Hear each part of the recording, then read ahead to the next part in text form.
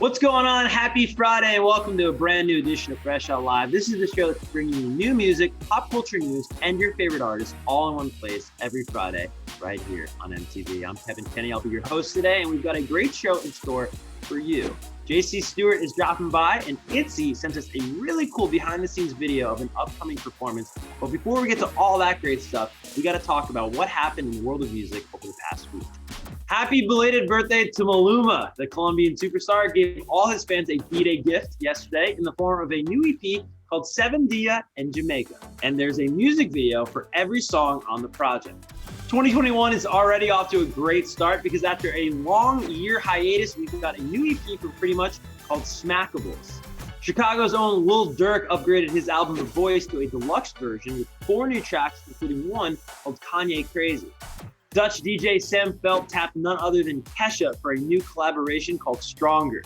Selena Gomez released a new Spanish single, Baila Conmigo, or Dance With Me in English. It appears this is a single from her upcoming 4th album. Harry Hudson and Norwegian pop star Asher S turned losses into lessons in their new music video for Closing Doors.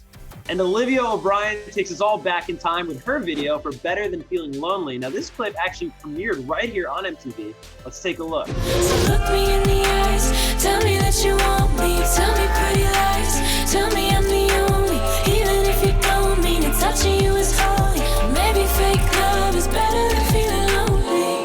All right, our next guest has been going viral lately with his brand new song, Break My Heart. It's over 1 million views already on YouTube and also happens to be January's MTV Push Artist of the Month around the world, hailing all the way from the other side of the pond from where I am right now. Please welcome professional sad boy himself, JC Stewart, to Fresh Out Live. How you doing, man? I'm doing well. Is it interesting? You know, I see all these articles now about various artists, and you certainly fall into this category of like, blowing up, and you're gaining momentum, and you're getting traction, you're building this fan base, and you must be so overjoyed about that. But it probably doesn't look anything like you'd ever imagined it would have looked.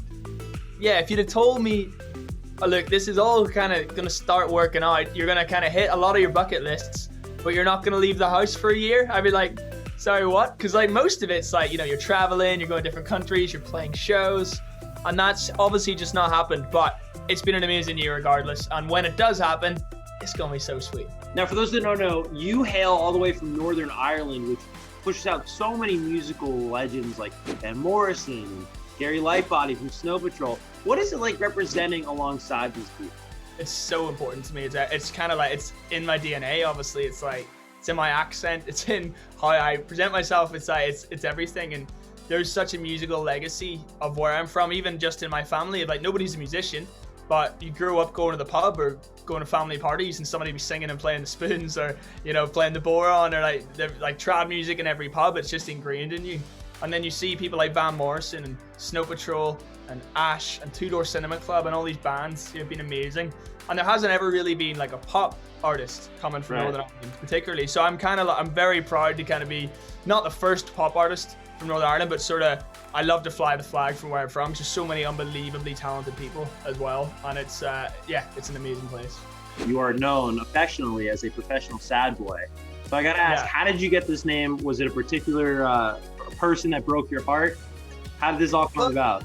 What are you writing these songs about? As you can probably tell, I'm not that sad. Like, I'm a little bit sad, but I'm all right. I'm like, I could go for a night out and not cry the whole time, So my sister was on the phone to me and she was like, listen, I just put out a song maybe 3 years ago, and she was like, why are your songs so depressing? They're not that depressing. She's like, they're really depressing. And you're not even that sad, therefore you must just being sad for money. Is that what you're doing? Just being sad for money? And I was like, no, not at all. She's like, you're a professional sad boy. That is all you are. And as soon as she said that, I said, Twitter bio, thank you very much. I love it. I think that's a great merch item whenever tour comes back. Sad for money. Sad for money. Will be bad for money. Yeah, that's it. JC Stewart on the back. I love it. Now let's talk about this new single of yours, Break My Heart. It's off to a really great start online and streaming. And you co-wrote this one with fellow Irishman Niall Horan. How did that collaboration with Niall come about, and what was it like working with him? Yeah, it was pretty crazy. It's a bit of a weird dream come true, that one. It's like, I still think about it and I'm like, that's weird. That's a very strange thing. But yeah, we've been sort of friends. We've known each other for a couple of years, like mutual friends, Irish musicians. We had no choice. he had to know me. I was like, hello, you know me now. And and then we were both working with the same producer at the time, and this song started coming up kind of like on both sides. We were both kind of working on it at the same time. We're like, why not? Let's just work on this song together. And it was over lockdown, so it was all of our like emails and texts and voice messages. One thing I didn't realize, or I didn't remember until the song came out, is that he's still doing all the backing vocals. So all the backing vocals are still Niall from the demos that we made. So that's quite funny. You've been dropping like single after single, and you know, your debut EP, of course, When the Light Hit the Room, that came out last year. Are you thinking about an album? Is an album something on your radar? It definitely is. I mean, it's definitely, I think, been pushed back in my mind a little bit because I want to play shows before I do the album. I don't want to put the album out and not be able to go and see the album in the world. So it's definitely gonna happen in the next sort of year or so, but it's just finding the right time. I'm ready whenever it needs to come out. I got the songs, I think, I got the music, and I'm really excited about it, but also I'm just kind of enjoying drip feeding these songs into the world as well, and just sort of watching more and more people hear them every time is so crazy to me. It still blows my mind a little bit, so yeah. That's awesome. Well, dude, thanks so much for taking the time here, and congratulations again on being the MTV Push Artist of the Month. It's just so huge when you think about that lineage. Break My Heart is out now, and everyone should be streaming and buying that, and we'll talk soon, I'm sure, JC, but it was great seeing you. Thank you so much, Kevin. I appreciate it so much.